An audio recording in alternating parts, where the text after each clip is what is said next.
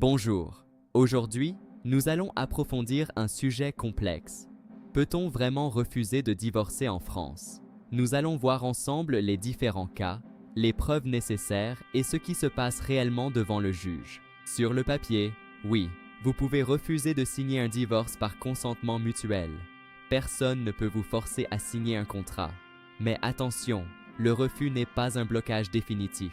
La loi a prévu des issues. Prenons l'exemple de la trahison ou l'infidélité.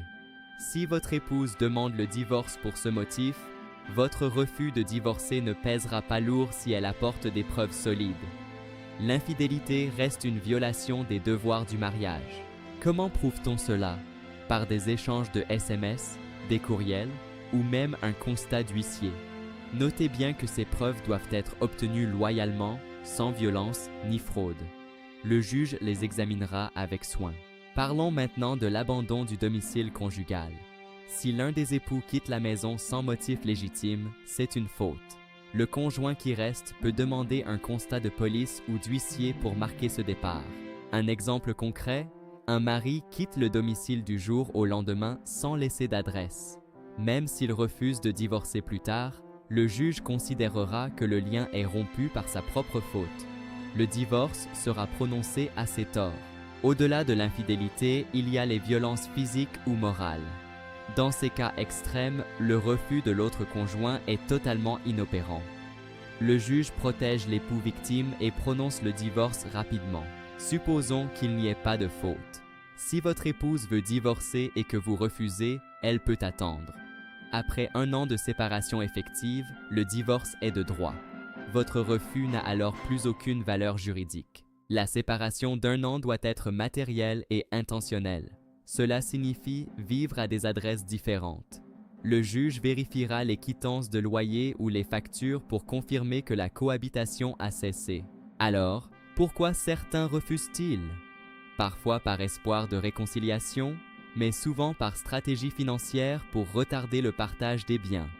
Sachez que cette stratégie peut être coûteuse en frais d'avocat. Si le divorce est prononcé à vos torts exclusifs, vous pourriez être condamné à verser des dommages et intérêts à votre ex-épouse pour le préjudice subi, en plus de la prestation compensatoire éventuelle. C'est le juge aux affaires familiales, le JAF, qui a le dernier mot. Il n'est pas là pour vous forcer à vous aimer, mais pour constater que le mariage ne remplit plus ses fonctions sociales et juridiques. Une procédure où l'un refuse est longue. Comptez entre 18 et 30 mois contre quelques semaines pour un divorce à l'amiable. C'est un marathon juridique et émotionnel pour tout le monde. Le refus de divorcer s'accompagne souvent de tensions sur la garde des enfants. Le juge tranchera toujours selon l'intérêt supérieur de l'enfant, indépendamment de votre volonté de rester marié. Le juge fixera aussi la prestation compensatoire. Elle sert à compenser la disparité que la rupture crée dans les conditions de vie respectives. Votre refus ne vous en dispensera pas.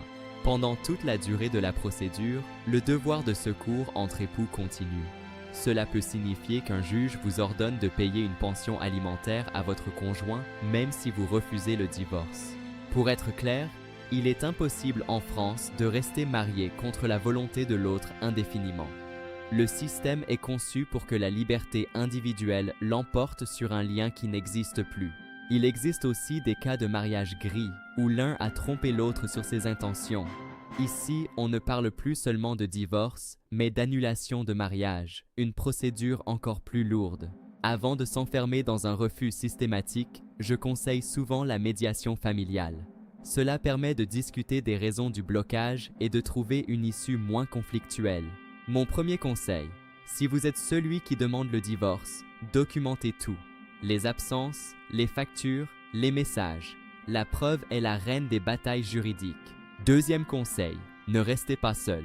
Un avocat vous expliquera quelle stratégie adopter pour contourner un refus et protéger vos intérêts et ceux de vos enfants.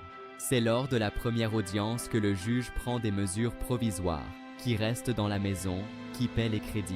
C'est là que le divorce commence vraiment, même sans votre accord. Une fois le divorce prononcé malgré le refus, il faudra passer devant le notaire pour le partage des biens. Le refus à cette étape peut aussi être contourné par une décision judiciaire. Pour résumer, refuser le divorce, C'est possible au début, mais c'est un combat perdu d'avance. Cela ne fait que retarder l'échéance et alourdir le climat et les frais. J'espère que ces exemples vous ont éclairé. Le droit est là pour réguler les crises, pas pour les éterniser. N'hésitez pas à poser vos questions en commentaire ou à me contacter. À bientôt.